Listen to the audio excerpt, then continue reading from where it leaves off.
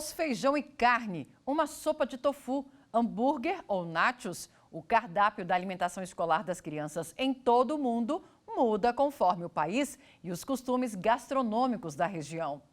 Segundo o último relatório do Programa Mundial de Alimentos, existem 418 milhões de crianças que se beneficiam das refeições nas escolas em todo o mundo. Só no Brasil, são 43 milhões de estudantes que recebem alimentação durante as aulas. Apesar dos pratos diferentes, a alimentação escolar ainda é uma das maiores e mais difundidas redes de segurança social em todo o mundo. Na França, o cardápio das escolas é fixado na porta de entrada de cada instituição. A Ana Paula mora em Paris e vai mostrar para a gente um modelo de creche que conta com a participação dos pais. Ana Paula, como funciona aí?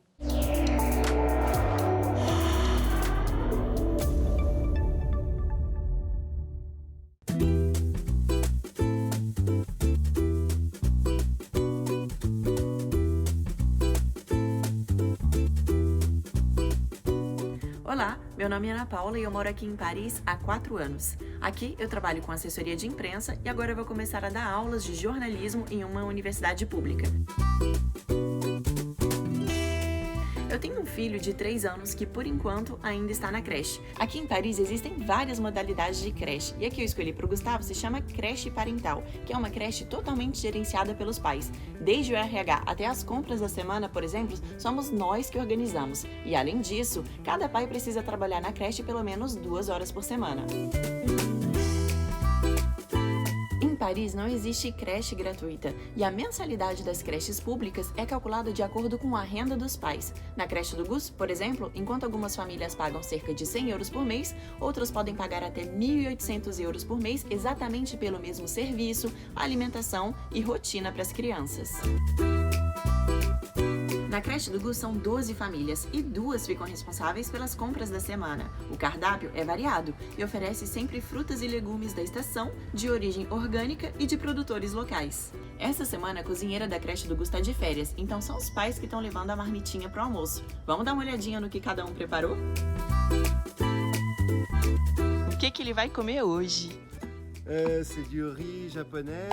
É um arroz japonês. Avec du poulet effiloché, des courgettes et des tomates. Com abobrinha e tomate. Que delícia! Os pais estão trazendo aqui a marmitinha e botando dentro da geladeira. Merci beaucoup! Gus, quem é que prepara a comida aqui na creche geralmente? Isa. Isa? E a comidinha dela é gostosa? Oui. Você gosta bastante? Oui. O que você mais gosta que ela prepara? Carrots. Cenoura? Você gosta quando ela cozinha cenoura? Tchau. Tchau!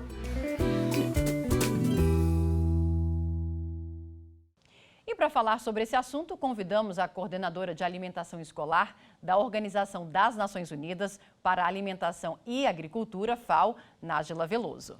Nájila, seja bem-vindo ao nosso programa.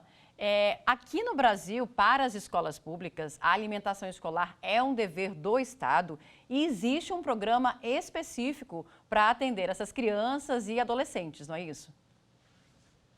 Isso mesmo, Marina.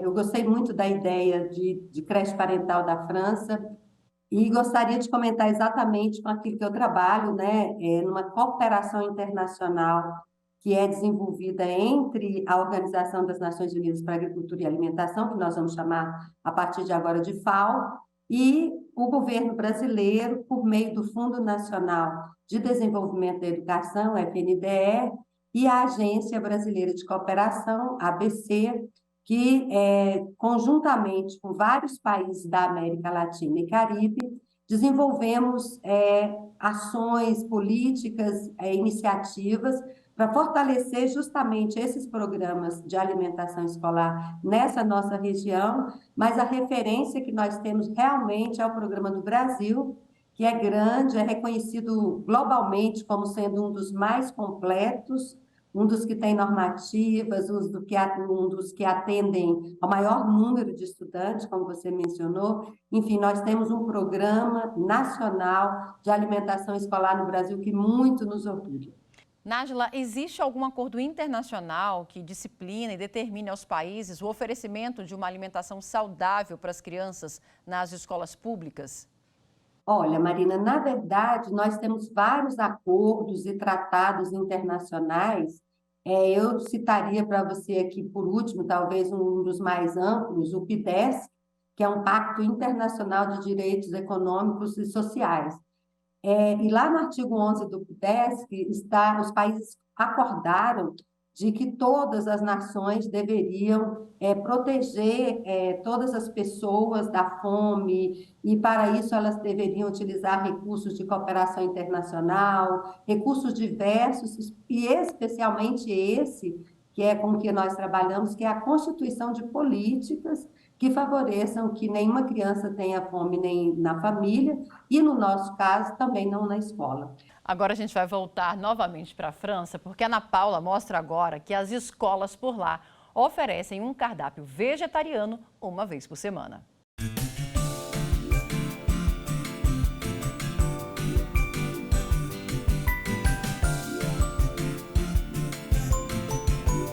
Aqui na França, desde 2021, as escolas são obrigadas a oferecerem pelo menos uma opção vegetariana por semana. Essa é uma determinação da Lei de Clima e Resiliência de 2021, que tem como objetivo reduzir a emissão de gases no planeta. E ainda de olho nas questões ecológicas, a Prefeitura de Paris apresentou um projeto que deve ser executado até 2027. Entre outras coisas, o projeto consiste em que todos os alimentos que cheguem até as escolas sejam de origem orgânica, produtos da estação e de produtores locais. O transporte desses alimentos não deve passar de 250 quilômetros para reduzir a emissão de gases no planeta. E além disso, o cardápio também vai prever 2 pratos vegetarianos por semana. E o cardápio da semana fica colado aqui na entradinha para todos os pais terem acesso. Essa semana, por exemplo, o cardápio inclui carne, peixe, frango e além de uma refeição vegetariana que é na quarta-feira. O cardápio é o mesmo para todo mundo e o serviço é pago. Assim como na creche do Gus, o valor também é calculado de acordo com a renda da família. Enquanto algumas famílias vão pagar cerca de 2 euros por mês, outras podem pagar até 300 euros por mês para ter o mesmo serviço. Os pais também têm a possibilidade de virem buscar as crianças meio-dia para almoçar em casa e de trazê-las de volta para as aulas da tarde. Nájila, essa também é uma preocupação aí com a Agenda 2030 que os países se comprometeram.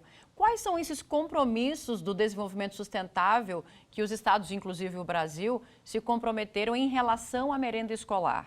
A alimentação escolar é simplesmente estratégica. Não há nada que você faça na alimentação que não tenha impacto, por exemplo, na melhor organização das mulheres do campo para produzir ingressos e melhorar a condição das suas famílias. E, por um outro lado, nós, como organismo internacional, atendemos um último item dos ODS, que é a questão da formação das alianças, ajudando que países dialoguem sobre políticas bem-sucedidas, Marina. E, nesse sentido, eu vejo que é um grande avanço, porque aquilo que foi inovador em um determinado país pode chegar para o outro também como uma estratégia tecnológica inovadora. Os países podem aprender conjuntamente a avançar e oferecer o melhor possível nas suas escolas. E, como no caso brasileiro, nós defendemos que seja completamente gratuito para todos os estudantes e todos os dias letivos, ou seja, estudantes que têm jornada integral, muitas vezes recebem, além da refeição que todos receberiam, eles têm complementação de almoço, merenda, outros serviços.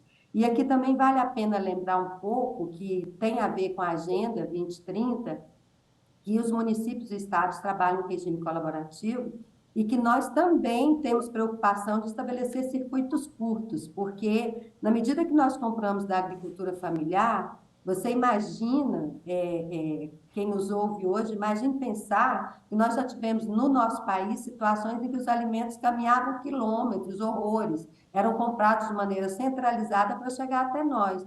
E hoje a gente consegue fazer isso comprando aqui do pequeno agricultor da cidade, gerando renda fácil, um circuito absolutamente curto, comendo muito melhor, alimento local, regional, culturalmente aceitável pelos estudantes e ainda de menor custo. Vamos fazer agora um breve intervalo e voltamos já.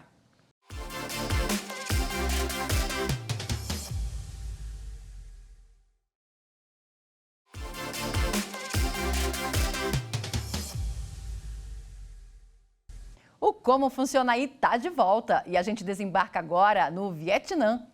A Jamile mora em Ho Chi Minh e vai contar pra gente como foi a adaptação dos filhos que moravam nos Estados Unidos, se mudaram para lá e agora estudam numa escola privada vietnamita.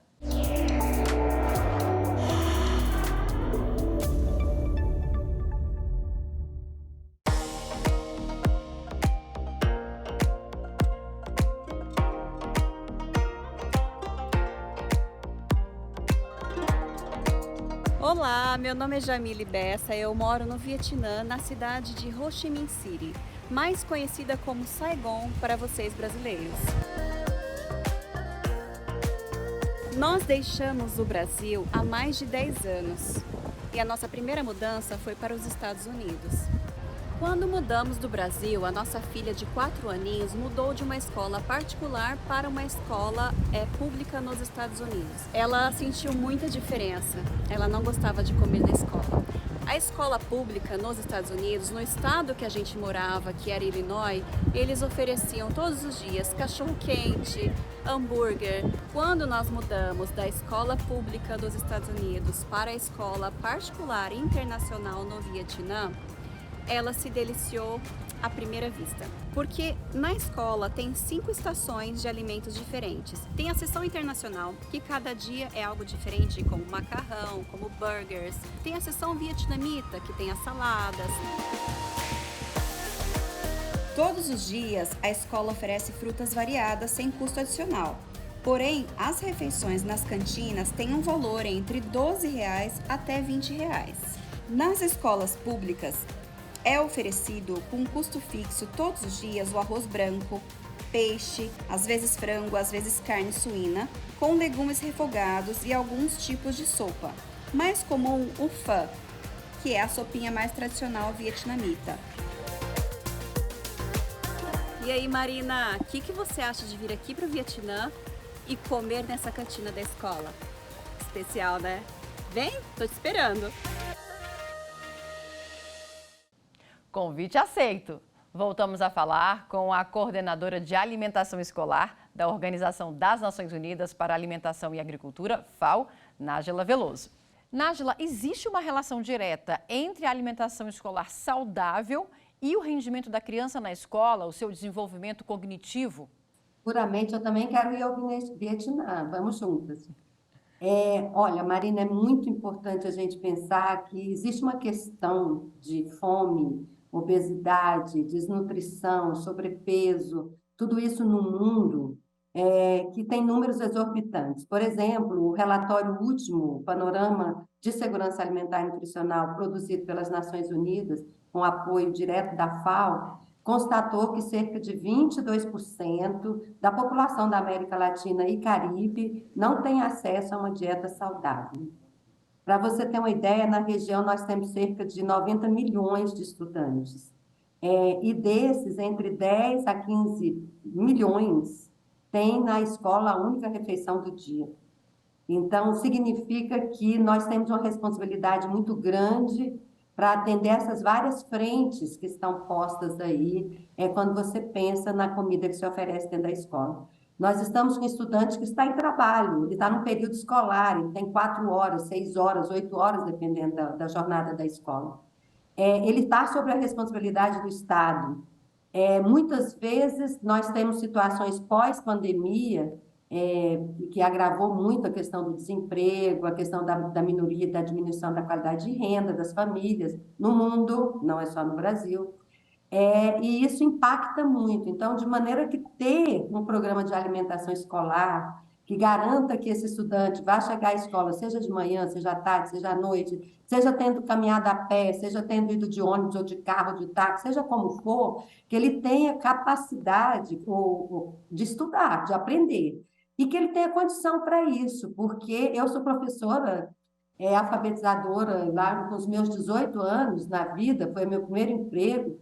E eu comecei a entender muito cedo que a falta de alimento adequado em casa e na escola ela impactava muito dentro da sala de aula. A gente tem alunos que às vezes dormem, alunos cansados, alunos que não rendem, e sabendo nós, inclusive, que os alimentos interferem no comportamento dos estudantes. Excesso de sal, excesso de açúcar, por exemplo, agita, falta do açúcar também diminui a potencialidade de mobilização das crianças, de mobilidade. Então, assim, há todo um movimento que o alimento oferecido dentro da escola gera de positivo para garantir esse desenvolvimento cognitivo, desenvolvimento biológico e, como diz o FNDE, como um dos objetivos do programa brasileiro, todo um aspecto biopsicossocial dos estudantes.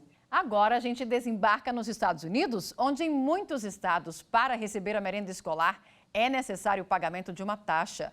Mas na Califórnia, depois da pandemia, o governo lançou um programa de alimentação escolar gratuita. A Bruna mora em Truckee e conta como funciona por lá.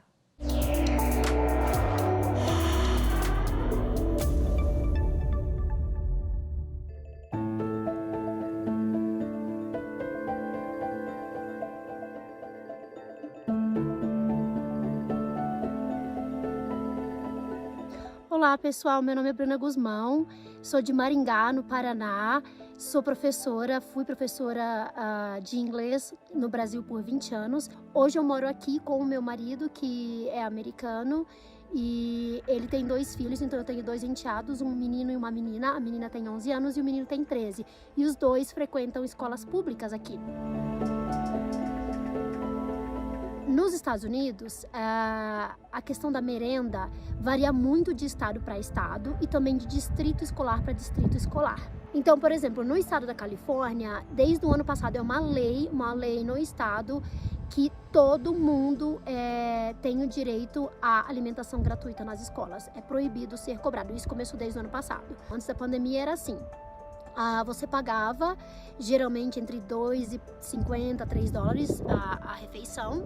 Quem não tem dinheiro tinha que aplicar um formulário, e aí nesse formulário, de acordo com a sua renda, ou você tem um desconto ou é de graça a alimentação. Então já aconteceu casos de escolas que a gente vê em noticiário, eu cheguei a ver no noticiário, de escolas que colocam carimbo na mão da criança dizendo que está devendo, ou que coloca uma fitinha diferente, de cor diferente para a criança. E eles falam que é muito comum a criança, que existem, né, casos de criança que estava devendo ou não tinha dinheiro para pagar, que é uma alimentação pior para essas crianças que pagam menos, ou que estão devendo, ou que não têm dinheiro para pagar o lanche. E é claro que hoje em dia, com a internet, com as pessoas expondo mais, eu acredito que os estados estão tomando mais providências com relação a isso, para evitar que isso aconteça.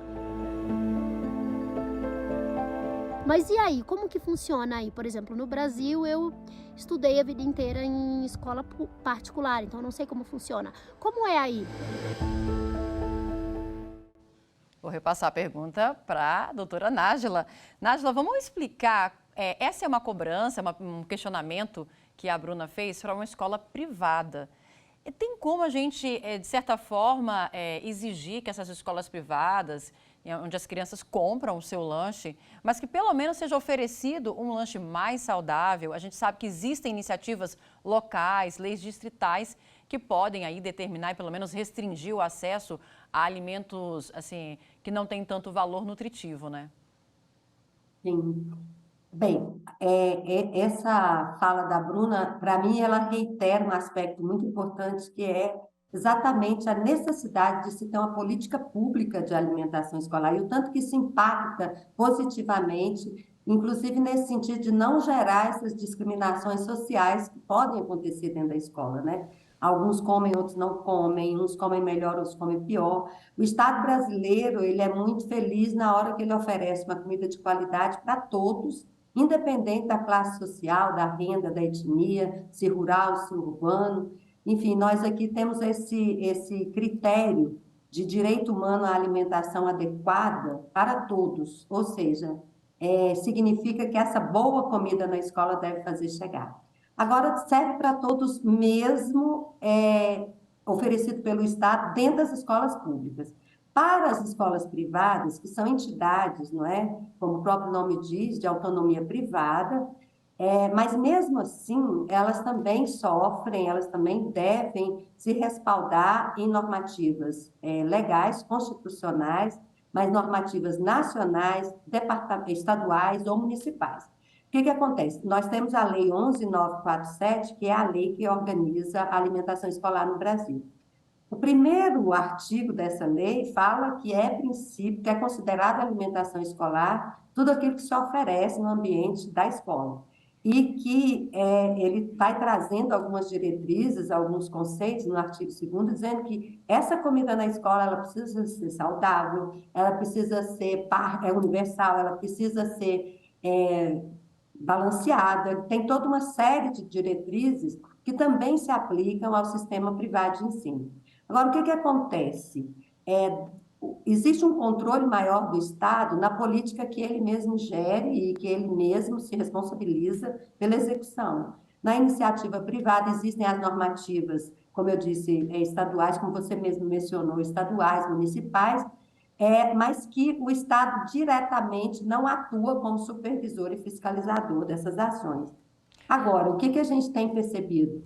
É que é muito importante esse diálogo, Marina, crescer cada vez mais dessa necessidade, a responsabilidade que os pais têm também nesse processo, a importância de os pais participarem dentro das escolas para dizer qual é o tipo de alimento que eles querem que os seus filhos comam ali naquele ambiente, e as normativas restritivas de refrigerantes, alimentos gordurosos, alimentos fritos, etc., que existem por todos os lados, inclusive no Distrito Federal. A mais recente que eu conheci foi agora na cidade do Rio de Janeiro. São restrições que fazem com que essa comida seja menos calórica, menos ruim, aquela que vai ser oferecida para esse adolescente, essa criança, esse adulto. Nájila, você pode dar exemplos de leis estaduais, distritais, que restringem o acesso da criança a alimentos que não são tão saudáveis? Aqui no Distrito Federal, por exemplo, a lei são normativas consideradas infralegais, né? Ou seja, são aquelas que estão submetidas a uma lei maior. No caso, a Lei de Alimentação Escolar, há um Plano Nacional de Segurança Alimentar e Nutricional Brasileiro, há várias leis relacionadas à alimentação que favorecem aí que os municípios e estados também façam suas normativas. Então, eu vou dar esse exemplo daqui do Distrito Federal. Existe um decreto de número 36.900, ele é de 2015, e nele estão estabelecidas diretrizes, por exemplo, que prevê que as escolas privadas assumam a responsabilidade por promover uma alimentação adequada e saudável nesse ambiente, proibindo a palavra, a comercialização de alimentos industrializados, como refrigerantes e outros, frituras, refrescos artificiais, achocolatados, etc. E ainda induzindo que esses estabelecimentos ofereçam pelo menos uma fruta, um legume, uma verdura, ou sucos naturais, ou sanduíches naturais, como opção para esses estudantes, além de uma fruta in natura, seja inteira ou em pedaço, para que ele também possa fazer essa escolha. Por outro lado, já bem mais recente, em 2018, o Estado de Minas Gerais faz a mesma coisa por meio da Câmara de Vereadores, por meio da sua Câmara Estadual, e a Câmara de Vereadores do Rio de Janeiro, em 2023, agora, super novinha essa normativa, de que não pode acontecer sob nenhum pretexto a venda de alimentos, de bebidas e alimentos ultraprocessados. Há países, inclusive, Marina, que proíbem até o entorno da escola oferecer esse tipo de produto, como é o caso de Costa Rica, o caso de República Dominicana hoje. Enfim, há toda uma preocupação para que esse estudante, por ser uma criança, um adolescente, e não ter normalmente todas as informações ainda para fazer suas escolhas sanas, que os pais participem. E aí o que eu orientaria era que cada um buscasse conhecer qual é a normativa que existe no seu estado, na sua cidade, e busque que as escolas cumpram. Nájila Veloso, muito obrigada pela participação. A gente fica por aqui preparando a nossa próxima viagem. Siga a gente nas redes sociais. Estamos no YouTube, no Instagram, no Twitter e no Spotify. É só digitar @Rádio ITV Justiça e você encontra tudo por lá. Até a próxima!